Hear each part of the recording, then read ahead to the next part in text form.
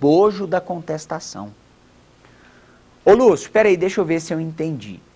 Quer dizer então que se eu quiser arguir o impedimento do juiz, quer dizer então que se eu quiser arguir a suspeição do juiz ou a incompetência relativa do juízo, eu devo fazer por uma peça autônoma, por uma petição apartada e específica, exatamente isso. Aliás, um detalhe interessante. Se vocês quiserem manejar mais de uma modalidade de resposta, a coisa funciona assim, ó. Uma peça para contestação.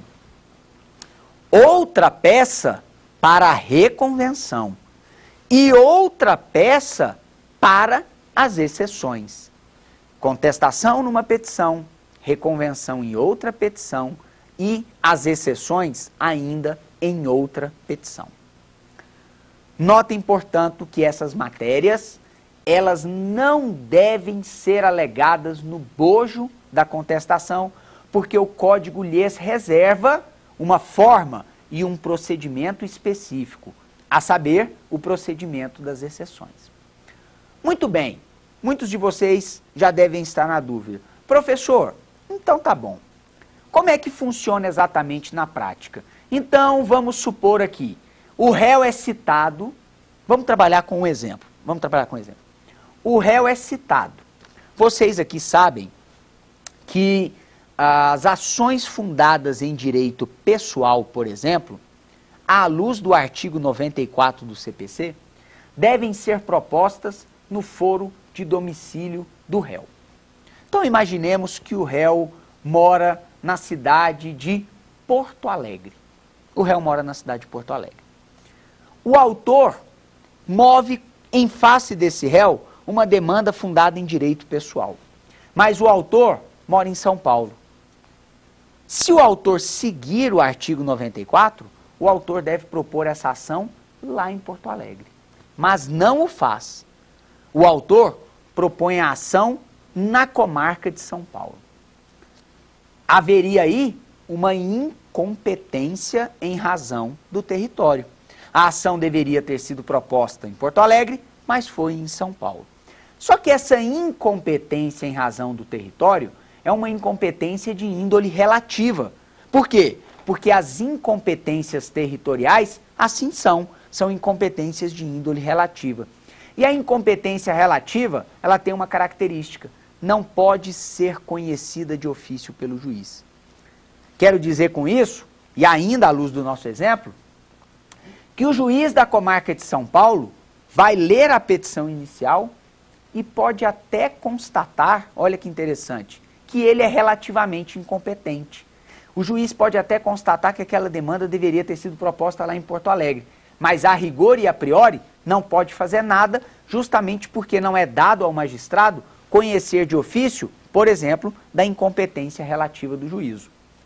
Nesse caso, pessoal, só vai sobrar para o juiz uma solução, determinar a citação do réu lá na cidade de Porto Alegre e provavelmente esse réu vai ser citado por correio. Muito bem. O réu recebe a citação, torna-se réu, portanto, daí em diante, efetivamente, e procura o seu advogado. E o advogado fala, olha, existe aqui uma incompetência relativa do juízo. Essa demanda deveria ter sido proposta aqui em Porto Alegre e não lá em São Paulo, como fez o autor. E o seu advogado prossegue dizendo, vamos arguir a incompetência relativa do juízo. Vejam, se o advogado pretender, no prazo da resposta, arguir a incompetência relativa do juízo, relativa porque essa incompetência é em razão do território, notem, não deverá esse advogado fazer essa alegação no bojo da contestação. Não deve o advogado fazer essa alegação na peça de contestação. Por quê?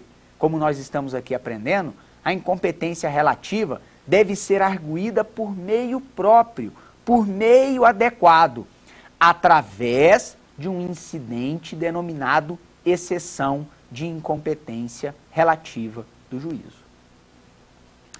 Interessante notar. Imaginemos então que esse advogado lá de Porto Alegre processualmente bem preparado, estudioso, resolva então excepcionar. O que ele fará?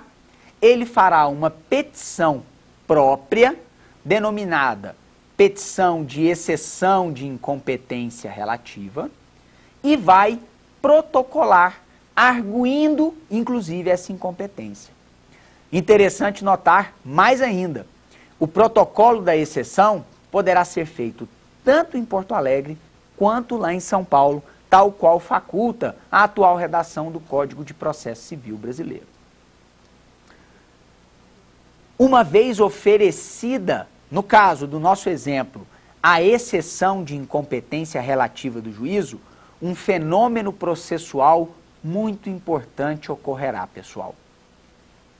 À luz do artigo 265, inciso 3, o oferecimento de exceção de incompetência relativa ou impedimento ou suspeição do juiz acarreta a suspensão do processo. Isso é importante vocês terem em mente. Isso é importante vocês memorizarem. O oferecimento de qualquer uma das exceções acarreta a suspensão do processo. Prestaram atenção nisso? Isso é algo relevante. A partir do momento que o réu oferece a sua resposta e escolhe excepcionar, quer se trate a exceção de incompetência relativa do juízo, impedimento ou suspeição, o simples oferecimento tempestivo da exceção faz com que o processo se suspenda, à luz do artigo 265, inciso 3 do CPC. Por quê, professor? Por que que o processo se suspende quando é oferecida uma exceção? Porque a partir desse momento é necessário resolver o incidente causado pela exceção. Vale dizer, é preciso chegar-se à conclusão se o juízo perante o qual tramita a ação é competente ou incompetente, e se o juiz que cuida daquele feito é impedido ou é suspeito ou não o é. Portanto, até que seja julgada a exceção, qualquer uma das três, até que a exceção seja julgada, o processo ficará suspenso. E essa suspensão, ela só cessa a partir do momento em que há julgamento da exceção e a parte, ou melhor, e as partes são devidamente intimadas do resultado do julgamento daquela exceção. Interessante uma informação. E essa informação, que eu quero colocar em destaque agora, vai principalmente para você que tem feito prova de concurso e exame de ordem. Pessoal, o oferecimento da exceção de incompetência relativa do juízo, impedimento ou suspeição, acarreta, como eu disse, a suspensão do processo. Mas a doutrina considera essa suspensão uma suspensão imprópria. Muita atenção para isso. Suspensão imprópria do processo. Por que motivo essa suspensão é dita imprópria? Por uma razão. A partir do momento que é oferecida a exceção, essa exceção, que como eu disse, é uma peça própria, ela é autuada em apenso aos autos do processo principal. Cuidado! Só porque existe autuação em apenso, não quer dizer que surgiu outro processo. Surgiu, no máximo, novos autos do mesmo processo. Então, portanto, o que acontece? Nós vamos ter dois autos, os autos principais e os autos da exceção. Oferecida a exceção, os autos principais cessam a sua tramitação, fica suspenso, e vai tramitar apenas a exceção. Daí porque a doutrina considera essa exceção uma suspensão imprópria, porque o processo como um todo, ele não é efetivamente suspenso. Pelo menos a exceção continua a tramitar. Daí, então, essa nomenclatura clássica em doutrina de que a exceção de incompetência, impedimento ou suspeição acarreta a suspensão imprópria do processo. Uma última palavra sobre a exceção. Como eu disse, por mais de uma vez, o oferecimento da exceção provoca a instalação de um incidente. e que incidentes